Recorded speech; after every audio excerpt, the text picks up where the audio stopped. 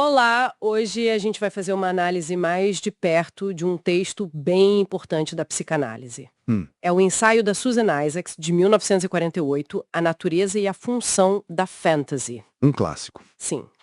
Nossa ideia aqui é explorar os conceitos principais que a Isaacs traz, com base nos trechos que a gente tem, e tentar entender por que essas ideias foram tão marcantes na época. Vamos lá. É um texto denso, mas fundamental. Para começar, logo de cara tem uma coisa que chama atenção. A grafia que ela usa, né? Fantasy com PH. Ela faz questão dessa diferença. Exato. E, assim, não é só um capricho ortográfico, sabe?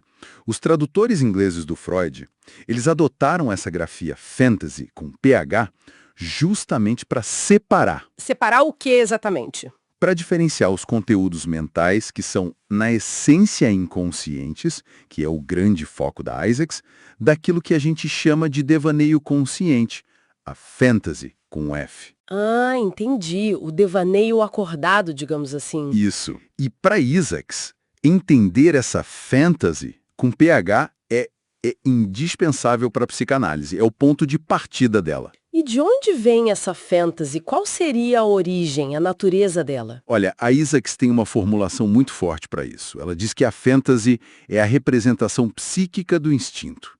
É o correspondente mental dele. Representação psíquica do instinto? Aham. Ela se apoia no Freud, né? Lembra quando ele fala que o id tem um contato direto com os processos somáticos, com o corpo? Sim, lembro. Então, Isaacs pega isso e diz: toda pulsão, todo impulso que vem do instinto, não importa se é de amor, de vida ou de destruição, ele é vivido pela mente como uma fantasy inconsciente. Quer dizer, não existe o impulso puro sem essa camada de representação mental? Exatamente. Não tem impulso sem a sua fantasy correspondente, desde o início. É a forma como a mente registra o instinto. Isso.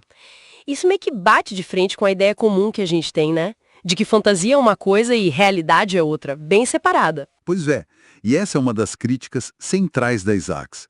Ela acha muito simplista essa oposição radical entre fantasy e realidade externa. Por quê? Qual o problema dessa oposição? Porque, segundo ela, isso acaba desvalorizando demais a realidade psíquica. A fantasia inconsciente, para Isaacs, tem uma objetividade própria. Ela é um fato mental. Um fato mental. Com o peso. Sim, com um peso, uma dinâmica real. Ela tem efeitos concretos no nosso desenvolvimento, no nosso jeito de ser, no comportamento. Não é só a imaginação, entende? É parte do que nos constitui. Faz sentido. E como isso aparece na infância bem inicial? Os exemplos que a Isaacs usa são muito, muito vívidos. Isso mesmo. Ela tenta capturar essa experiência que vem antes da palavra, né? A criança não só deseja, ela vive a fantasia de um jeito quase físico. Tipo, quero sugar o seio, quero comer ele todo, quero ter ele dentro de mim. Nossa. Essas fantasias bem primárias, elas têm um caráter meio onipotente, sabe? O desejo e a realização são quase a mesma coisa na vivência da criança. E está tudo muito ligado às sensações do corpo, oral, visceral, bem antes da linguagem se organizar. Isso sugere, então, que a fantasia tem um papel crucial no próprio desenvolvimento da mente e da cognição. Sem dúvida nenhuma. Ela está operando ali desde o começo, muito antes das palavras terem o sentido que tem para nós.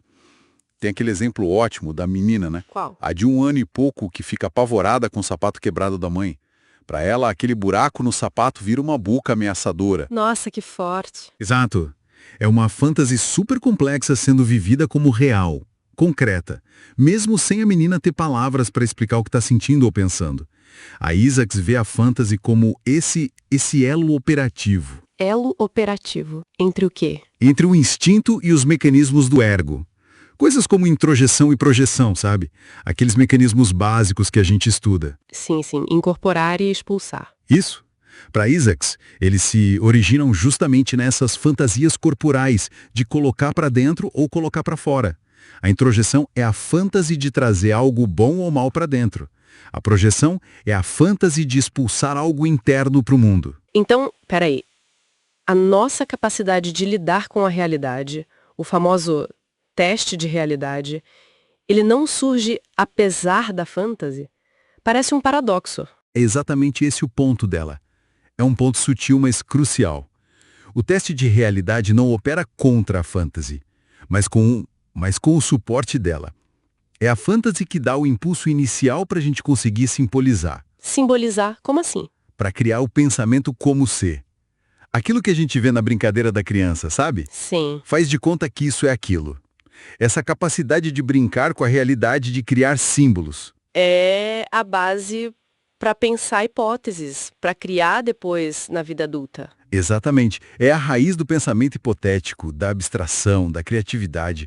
Até as metáforas que a gente usa no dia a dia, tipo devorar um livro ou digerir uma ideia, Ah, elas têm um eco dessa origem corporal, dessa fantasy lá do começo. É a mente usando o corpo como metáfora primária. Então, para resumir, acho que a grande sacada da Isaacs, pelo menos nesses trechos, é mostrar que a fantasy inconsciente não é uma fuga da realidade. Não é o oposto dela. é o quê, então? É a própria, a textura da nossa vida psíquica. É o material bruto com que a gente constrói a nossa mente, a nossa personalidade e o jeito como a gente se conecta com o mundo. Desde as coisas mais básicas, ligadas ao corpo. Uau! E isso nos leva a pensar, né? Se essas representações internas, essas fantasies, formadas tão cedo, continuam tão ativas dentro da gente, moldando como a gente percebe e reage, Uhum. fica a reflexão. O quanto será que reconhecer a força dessas fantasies inconscientes pode ajudar a gente a entender melhor não só as nossas reações mais profundas, mas também as dinâmicas, às vezes, tão complicadas das nossas relações com os outros.